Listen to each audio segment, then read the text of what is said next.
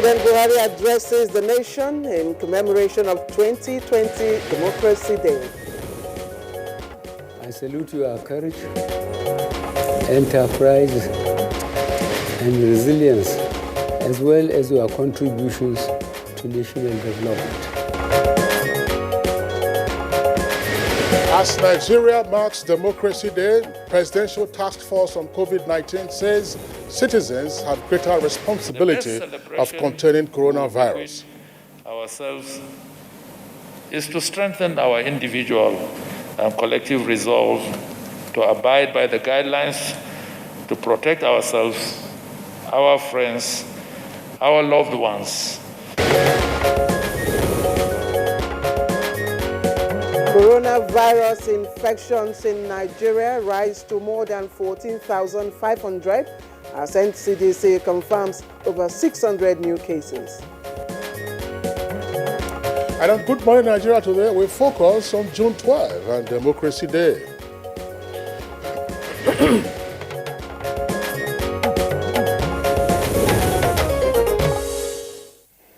All right, you just listened to President Muhammadu Buhari's broadcast to the nation. That's a few minutes ago, which of course had as part of it the president's scorecard within the past few years. And the recognition of June 12 as Democracy Day today somehow resonates with the words of the English writer Alan Moore, that people shouldn't be afraid of their governments, rather governments should be afraid of their people, and that's unquote. Now, the president action, as I said earlier on, by recognizing today as Democracy Day, bears significant symbolism for many Nigerians and in very many ways. Precisely, Claire, and that, of course, has demonstrated that sovereignty does reside with the people. Now, not only was June 12 declared as a new Democracy Day, that's a couple of years ago, the chief protagonist of that election, Chief Moshood Kashimawo Olawale Abiola, more popularly referred to as MKO, was conferred posthumously with the nation's highest national honor of Grand Commander of the Federal Republic, GCFR, while his running mate in that election received the Grand Commander of the Order of the Niger, GCON. Precisely, Kingsley. And now the history of June 12, 1993 presidential election in Nigeria, and of course the events that characterized it are well documented. But it suffices to say that the June 11, 1994 Ekpete-Edo Declaration was the catalyst of subsequent agitations and protests. We can't say for certain why Chief MKO Abiola chose Ekpete-Edo for his declaration, but students of history would know that the community does hold great historical significance for the Yoruba-speaking community of Nigeria. Now, it was home to Oba Kosoko of Lagos and his followers in the 19th century. Kesley, you knew that? Well, certainly. Now, Chief MKO Abiola was arrested, accused of treason, and detained following the Ekpete-Edo Declaration, as Claire just mentioned. Now, the content of his statement at Ekpete-Edo included a reaffirmation of his victory in the 1993 presidential election, as well as a threat to disobey all laws while embarking on a program of civil disobedience. Unfortunately, Chief MKO died on the 7th of July 1998 after spending about 4 years behind bars. Now, the annulment and suspension of the June 12, 1993 election and his death, which was said, of course, to have been in mysterious circumstances, plunged the country into unprecedented political crisis. Now, excuse me, civil society groups, organizations, trade unions, including, of course, the NLC, NUPENG, remember, Frankukuri, Pengasen, NBA, NUJ, and, of course, ASU. Now, ASU was led by the then Dr. Asisi Asobe, who is now a professor at the Nasarawa State University in Kefi, spearheaded agitations and protests, especially in the southern part of the country. Well, the agitations sought the restoration of the people's mandate that was given on the 12th of June 1993. And that election was globally acknowledged as the most free and fair political contest in Nigeria. It was devoid of ethnicity and religious sentiments. Now, in his broadcast in June 2018, President Muhammadu Buhari acknowledged that election and he said, The fact that the outcome of the June 12, 1993 election was not upheld by the then military government does not detract from the democratic credentials of that process.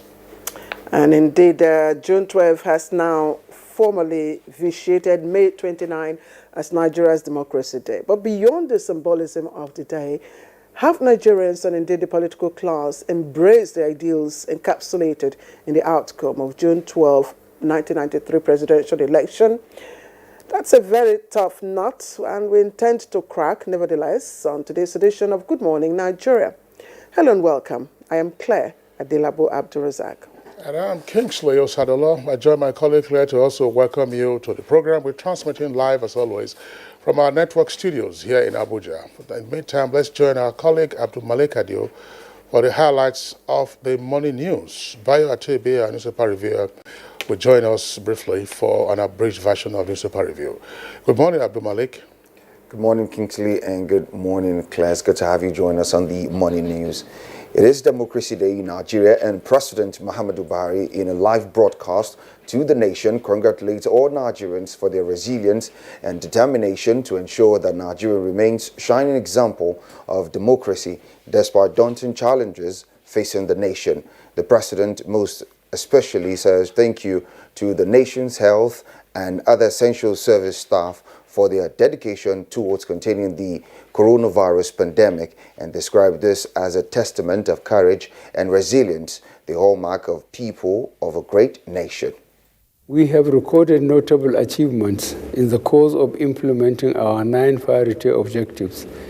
Government has continued to implement accountability and transparent policies through the Open Government Partnership and the Transparency Portal on financial transactions.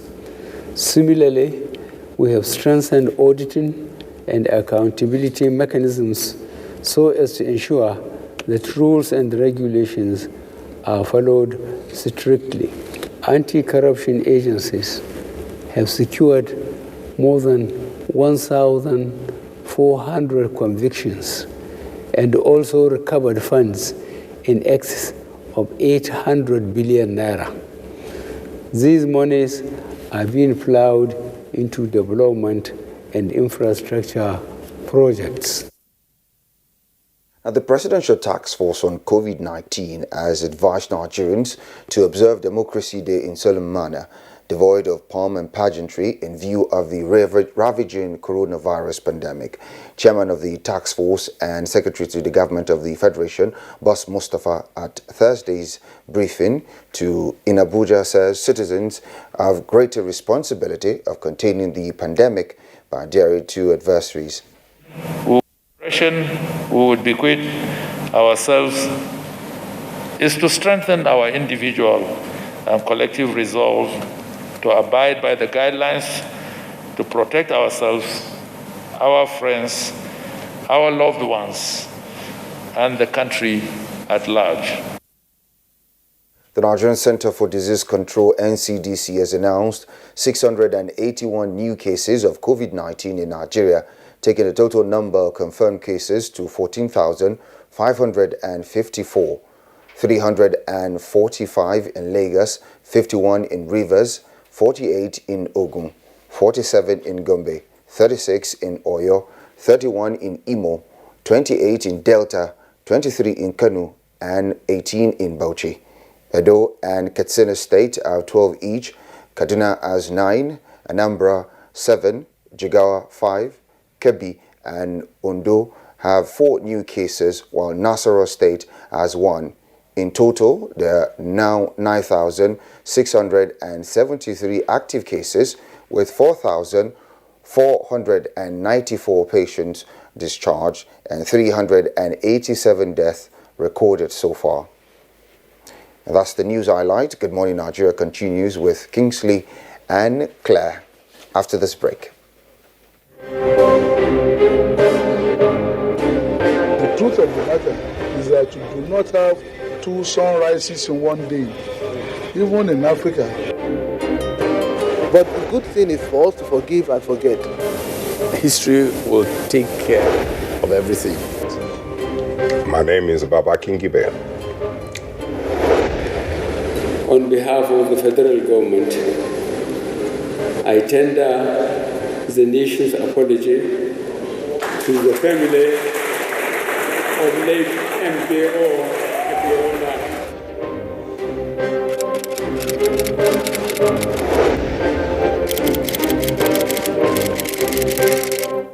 The main way coronavirus spread is when infected people sneeze and cough. Small droplets of fluid expelled by cough or sneezes are laced with viruses looking for new respiratory tracts to infect. When a sick person sneezes around someone who is healthy, the virus can land in the nose, mouth, or even the eyes, causing an infection. Symptoms can include fever, cough, shortness of breath. Symptoms may appear within 2 to 14 days.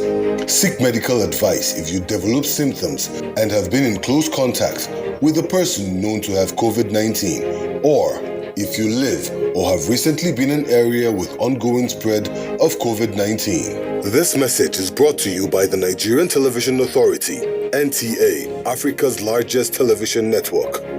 In this time of despair, our country, Nigeria, needs us now more than ever. We stand a chance to save our great country, Nigeria. A chance to rise up from this pandemic stronger and better. What will be the gain if we do not learn from other countries and observe the lockdown to stop the further spread of the virus? If we loosen our guards and allow this virus doom our very existence, then what have we gained? This is the call to every Nigerian to unite as one and stop the spread of this deadly virus. Stay at home and stay safe. Remember, the virus doesn't move unless we move. This message is brought to you by the Nigerian Television Authority, NTA, Africa's largest television network. We have observed the lockdown. We have practiced the measures in order to curb the spread of the virus, but we can do better. The coronavirus spread is increasing daily, and only together can we cut down the numbers and defeat the spread of the virus. Remember, COVID-19 is not a death sentence, and a recovered patient cannot spread the disease. Do not stigmatize. Do not hesitate to report any case, or if you have come in contact with anybody that has been infected with COVID-19. If you have cough and fever, please stay at home and call your state hotline. Find state numbers at www.covid19.ncdc.gov.ng. Remember, it is for your own good and for the good of every Nigerian. Let us do better and defeat the virus. Together, we can do this. This message is brought to you by the Nigerian Television Authority, NTA, Africa's largest television network.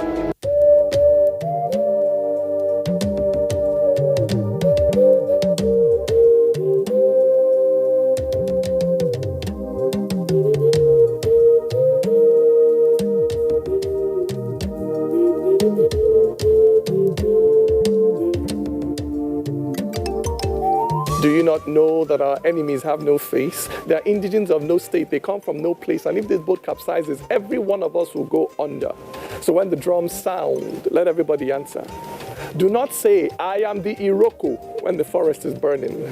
Do not say, I am the Obeche when the forest is burning. Our differences will not stop us from perishing together. So when the drums sound, let everybody answer.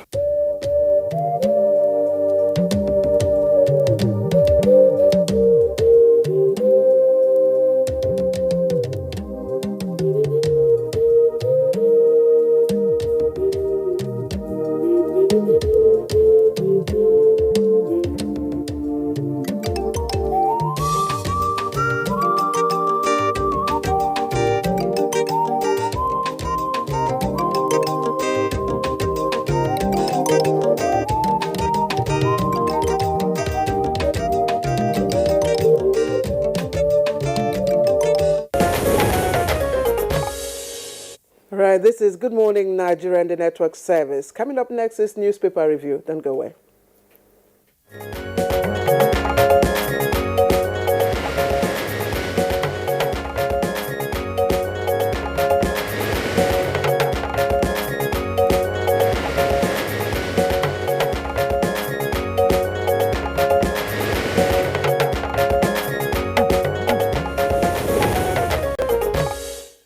newspaper reviewer Bayo Atoyebe is here with us in the studios. Bayo, good morning and welcome. Good morning, Kingsley. Good morning, Claire. Good morning, Bayo. Welcome Nigeria. to our abridged newspaper review. We just have 5 minutes. So let me quickly take the Punch, which is the only paper we have this morning, and quite a number of stories on the front page. But that's dominating the paper this morning is on the peaceful protest against rape and violence against women.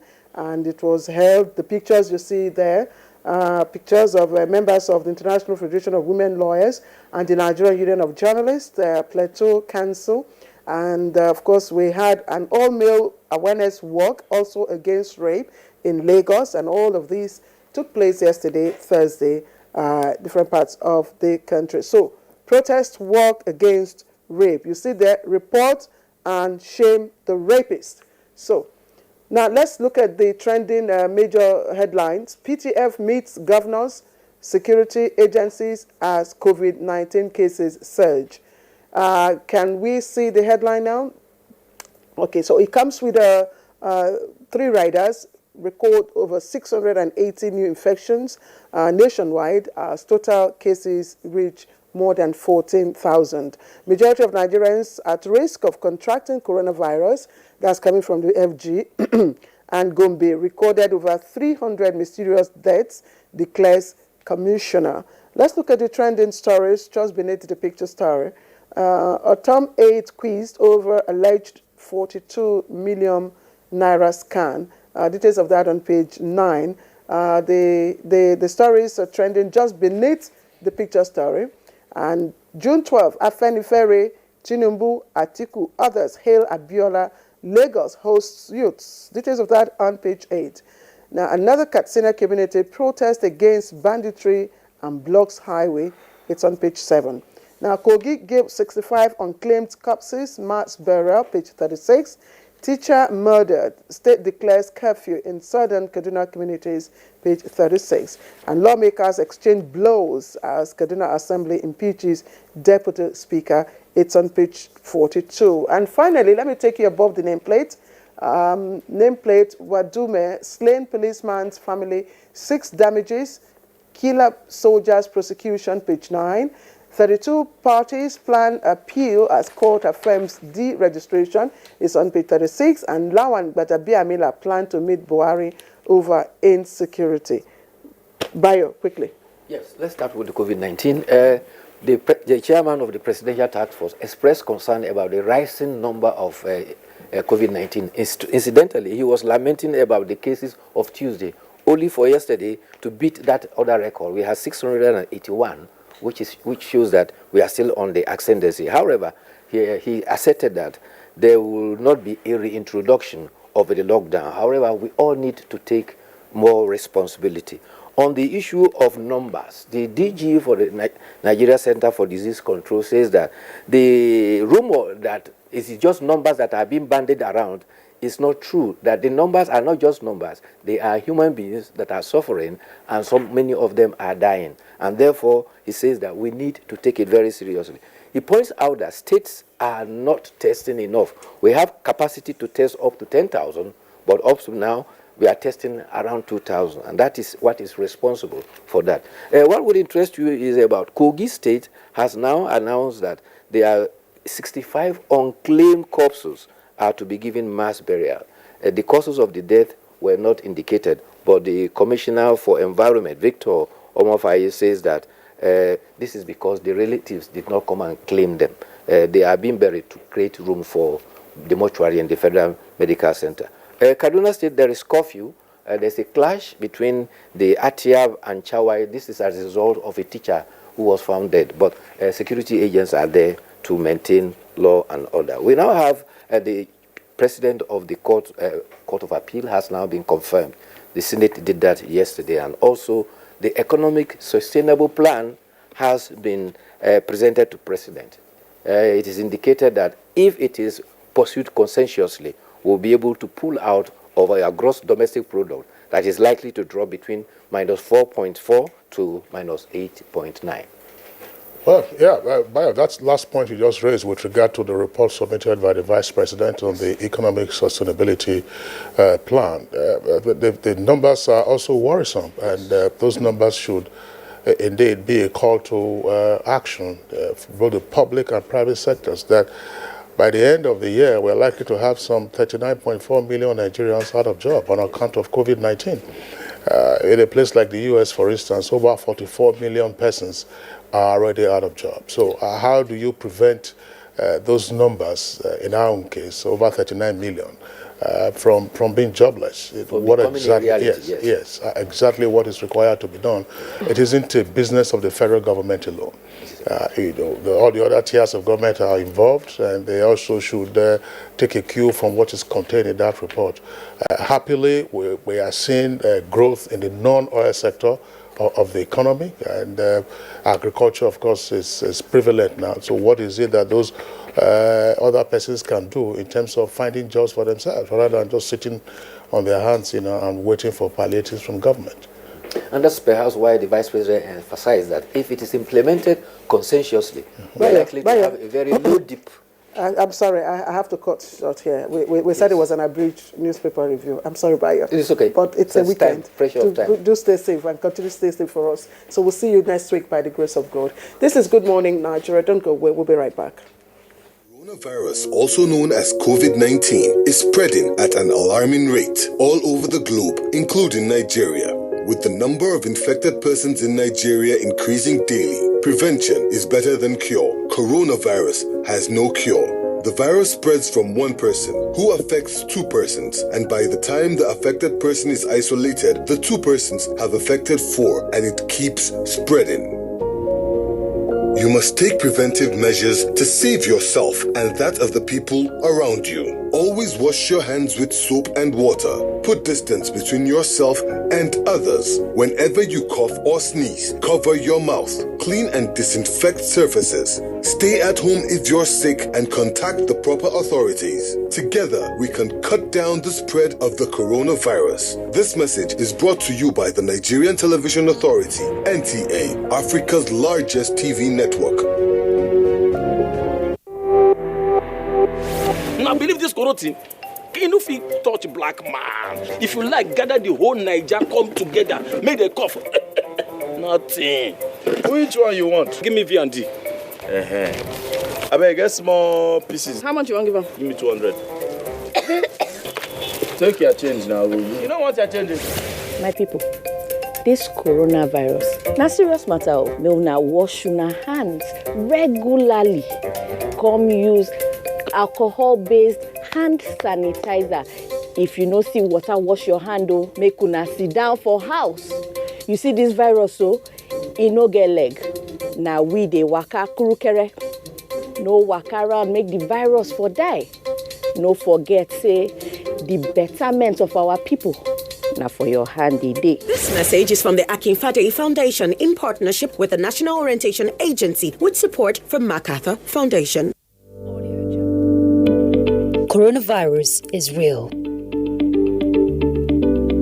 Steps to avoid this pandemic. Wash your hands regularly or sanitize your hands. Keep social and physical distancing. Avoid crowded places. Stay at home unless absolutely necessary. Don't touch your eyes, nose, or mouth if your hands are not clean. Avoid the spread of coronavirus. Coronavirus is real.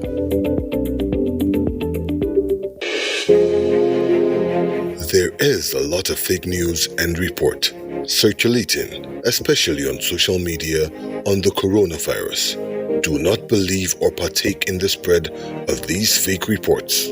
If it is not on the official website or news from the Nigerian Center for Disease Control, NCDC, disregard such report.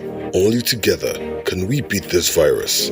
Only together can we overcome this pandemic. Follow the instructions and guidelines provided to combat this virus. Most importantly, stay at home. Self-isolate, regardless of your status. The virus doesn't move unless we move. Let us work together to better Nigeria. Together, we can do this. This message is brought to you by the Nigerian Television Authority, NTA, Africa's largest television network. All right, welcome back. If you've just tuned in, this is Good Morning Nigeria on the network service of the NTA, Africa's largest TV network, and especially our special edition on this June 12th day, which is our Democracy Day. Our conversation this morning, of course, borders on June 12th, and to set the tone for our conversation, let's join Victor Azu for this background report.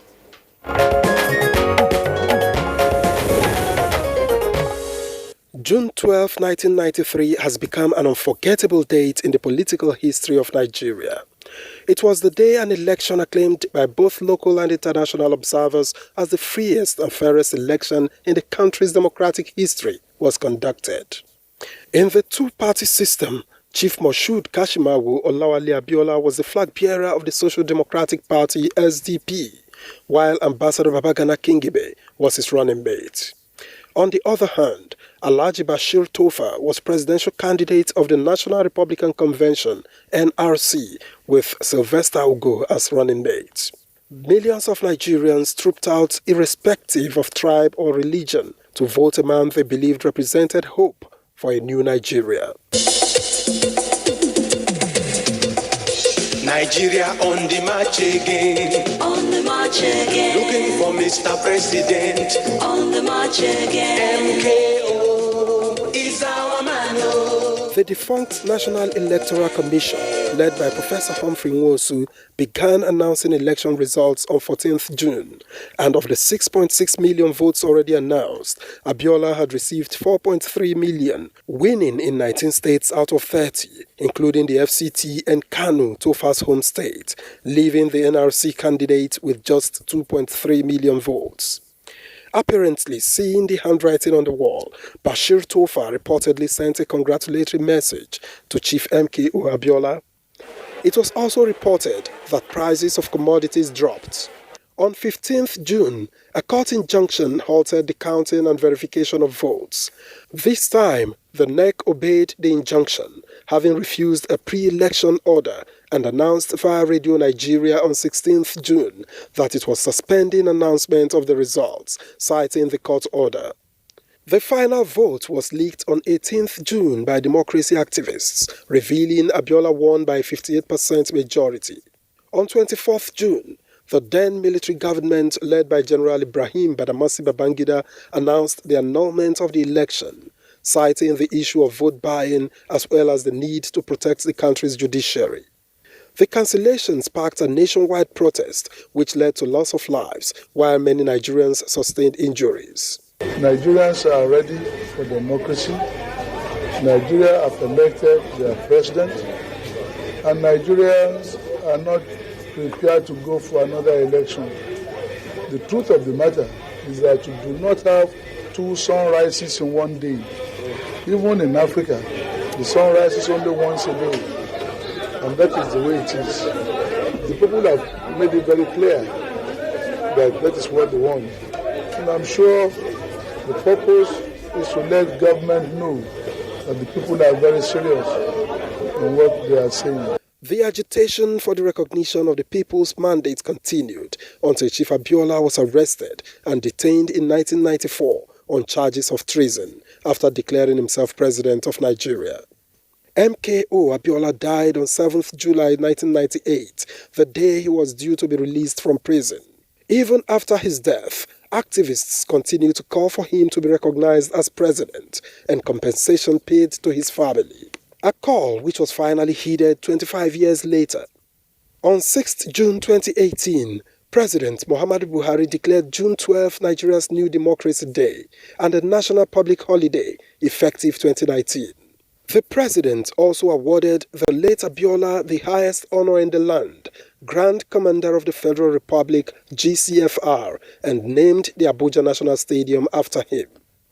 In the same vein, late Abiola's running mate, Babagana Kingibe, was awarded the honor of Grand Commander of the Niger, GCON.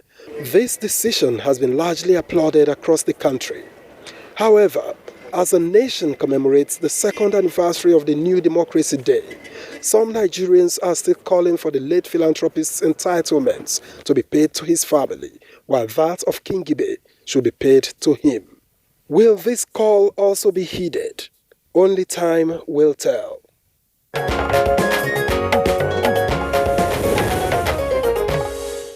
Many thanks, Victor Azu, for that elaborate background. With us in the studios, we would like to welcome our guests to discuss the significance of June 12 as Democracy Day. Let's welcome a big player at that event 27 years ago, Senator Jonathan Zwingina. He was Director General of Hope 93, which was the campaign organization of Chief MK Abiola and Babagana Kingibe. Senator Zwingina, pleasure to have you on Good Morning Nigeria. Thank you very much, and thank you for having me. Also here with us in the studios, we would like to welcome Malam Garba Shehu, a Senior Special Assistant to the President on Media and Publicity. Malam Garba Shehu, of course, is no spring chicken. At June 12 election, he was an editor of a paper in Kano. Malam Garba, pleasure to have you with us on Good Morning Nigeria. And thank you. Happy anniversary. All right. Okay, we also have with us here in the studio, I'm sure also a very big player in the June 12 struggle, the DG, Director General of Voice of Nigeria, VON, Dr. Osita Okechukwu. Dr. Osita. All right, sir. Then the next person will be glad to introduce is Rinsola Abiola, who is, of course, the late MKO Abiola's daughter. She joins us right here in the studio. Hello, Rinsola. Good to see you. Happy Democracy Day. All right. Thank you very much once again to our guests for being with us. 27 years ago, we had this historic event of Nigerians going out to cast their votes in the presidential election, which was intended to be the last in the series of elections for us to finally transit from military rule to full-blown civilian democracy on the 27th of August 1993. But everything went kaput, as Nigerians would say. So, lessons and perspectives from June 12, and now we're celebrating 21 years of democracy, plus a major step taken by President Muhammadu Buhari 2 years ago to say, no, our Democracy Day isn't the 29th of May, but it should now be June 12. Senator Jonathan Zwingina, give us your sense of what this means to us now as a people and in historical perspective. Well, thank you very much for this program. I'd like to say that there was nothing that pleased or assuaged all those who took part in that campaign than the final acknowledgement that first there was an election, second it was valid, thirdly it was wrong to have annulled it, and capped it with an apology. The apology surprised me even more because I really didn't expect it, but that showed, in my view, the statesman-like character of our president, and we were all pleased for that. I will say that, well, mistakes can be made, errors can be made, in fact, deliberate ones can be made, but along the way, God will always produce leaders that will be able to correct those. I think it was a correction of a major historical error that the president had made, and that is why all of us who had opportunity to be invited all came around and witnessed the event that the president declared. I would also want to say that we should learn a few lessons from what happened in June 12. Firstly, nobody should arrogate to himself a decision that cancels the will of the people. You cannot pull Nigerians to an election which was free and fair and then try to annul that election, override that election. It may stand for a while, but the forces of history will always check that. And I think, secondly, this arbitrariness in power or by people of power, some people of power, is something that we should learn to put behind us and allow the will of the people to prevail at all times. And I would also like to say that the recognition given Chief MK Abiola was a wonderful thing.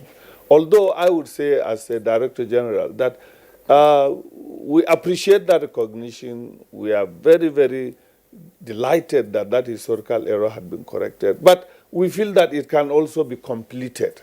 Okay. And the completion of the process is what we are hoping. That's an Oliver Twist here. How should it be? All right, let me ask the distinguished senator. Let me stay with you and ask you, as the DG, for that campaign organization. Then, aside COVID-19 pandemic today, how would you have celebrated today? Oh, I would have lined up school children to march past in Eagle Square and the president take a salute with all the forces and the rest. The way we were celebrating Democracy Day, Independence Day, when we were young. People will line up, the armed forces will line up informations, school children will follow. These are not images that children forget. Even adults don't forget them. That's what I would have done. Pull out everybody. There will be no COVID-19, as you said. So the issue of social spacing will not disturb us. We will line up and march past, and speeches will be made. And after that, there will be some small cocktail in the night. So what mode would you now activate now that we have COVID-19? Are you going to be on the safe mode? Are you going to be on free mode? What mode of celebration are you kicking in today? Well, I will suggest that in line with the COVID-19 guidelines, people should celebrate it at home. People, wherever you are, cook whatever you can, have some drink and whatever, as in line with the guidelines, so that there will be no partying, no people gathering, yes. But we cannot forget the significance of the day. So do it at home. All right. Thank you very much, Senator Swingina. Let's bring in Mr. Osita Okechukwu, Director General of the Voice of Nigeria. One of the cartoons of that period of 1993, which remains unforgettable to me, a cartoonist had a calendar of the month of June, 1993. And of all the days, there are 30 days in the month of June, the June 12 was missing. In other words, you listed all the days of the month, that's 9, 10, 11, 13, 14, 15, down to 30. But today, we can say June 12 is back. In your opinion, what does this say about us and about our politics? Now, let me start by saying that by Mr. President's pronunciation 2 years ago, it shows that Mr. President is a historic person. It shows as well that he appreciates that the will of the people is at the bedrock of democracy. And as you said, what are we talking about? We're not only talking about Abiola, we're talking about the soul of Nigerians, the humanity that we are one. Because the election demonstrated that Nigerians are one.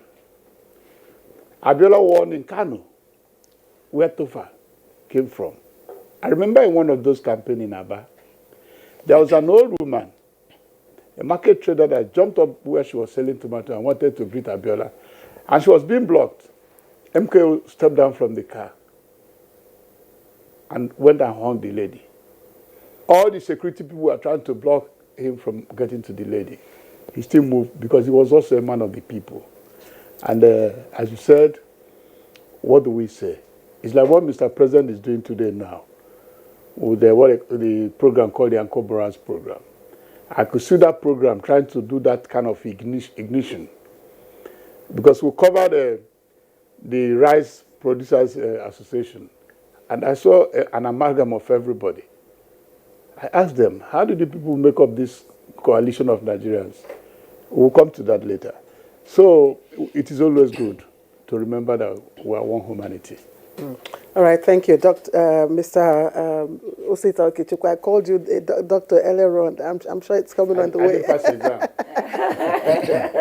All right. No problem. You have it honoris causa. Let me throw the ball out to the Senior Special Assistant to the President of Media and Publicity, Malam Garba Shehu. The President just spoke a few minutes ago, about over 40 minutes. That's probably one of the longest I've seen, the President do. with the declaration of today as Democracy Day was widely applauded as a masterstroke.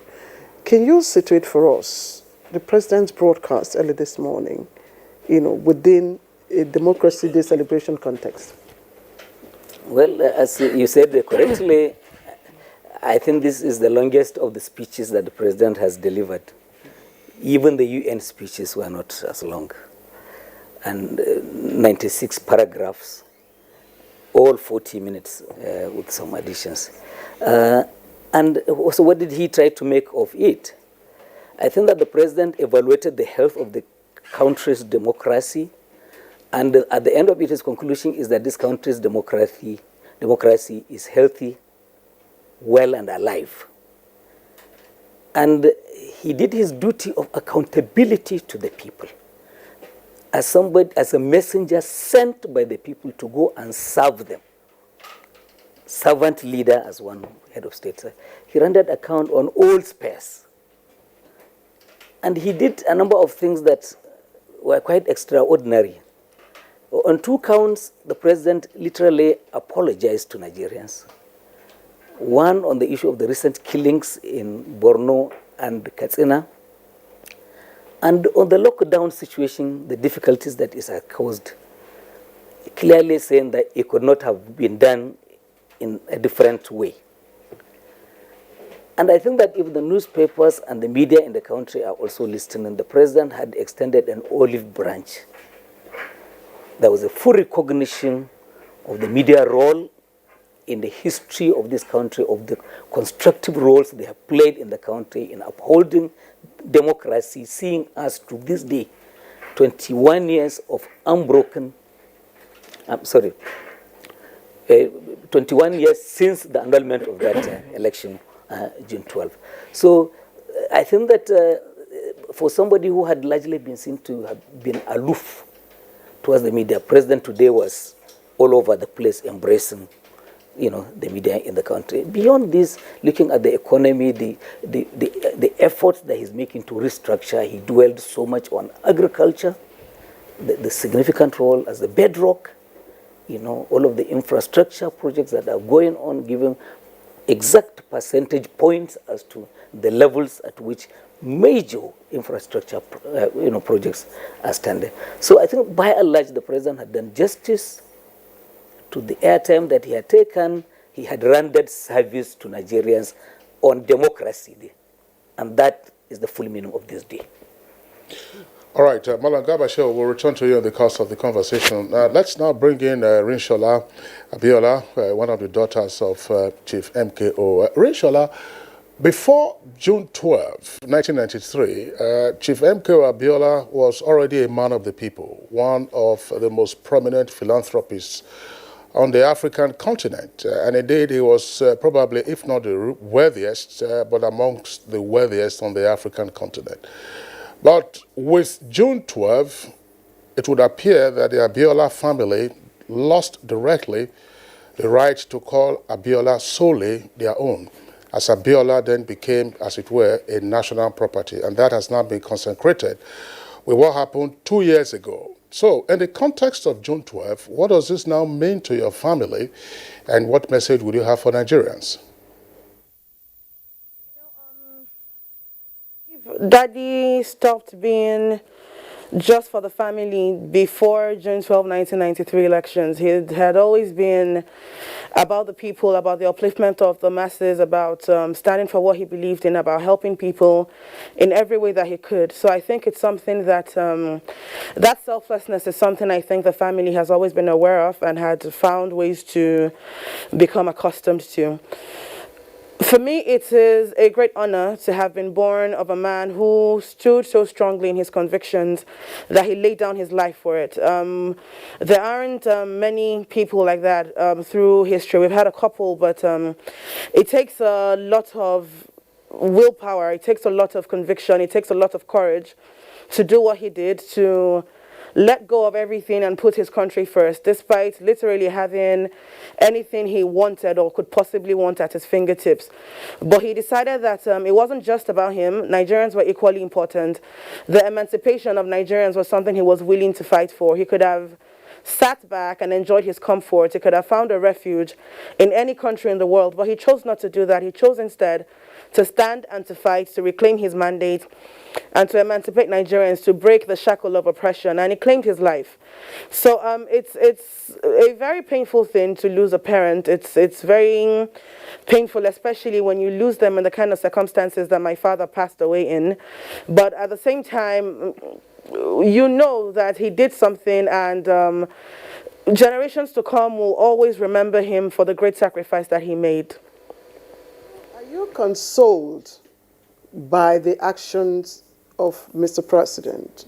You know, recognitions in two ways: declaration of a national public holiday on a day like this, and then, of course, the national conferment of the national awards, honor awards. Are you consoled by those actions? It's like it's been 27 years since June 12. 21 since we returned to democracy, and it speaks really well of the current administration of His Excellency the President Muhammadu Buhari. It says that the labor of our heroes past will not be in vain. That's a line from our national anthem, and the recognition of June 12 and the recognition of my late father is something that speaks to that line, actually holding meaning, actually holding weight, actually being a promise from the Nigerian state to her people. So it shows that the president is a man of his word. It shows that he's a man of justice. It shows that he's somebody who knows the right thing to do. We've had lots of presidents before him since we returned to 99, and none of them thought it imperative to correct that part of our history. In fact, it seems like some were trying to erase the contributions that my father made, and for him to come in and decide that he was going to do the right thing is something that I believe should be commended. He's a man of honor, and I'm thankful for it. I'm sure everybody else in the family is, and I'm sure that everybody who understands how hard fought our democracy was and who believes in justice is something will always commend him for making that decision. All right, thank you very much, Rinshola. We'll return to you in the course of the conversation. Let's come back to our studios here.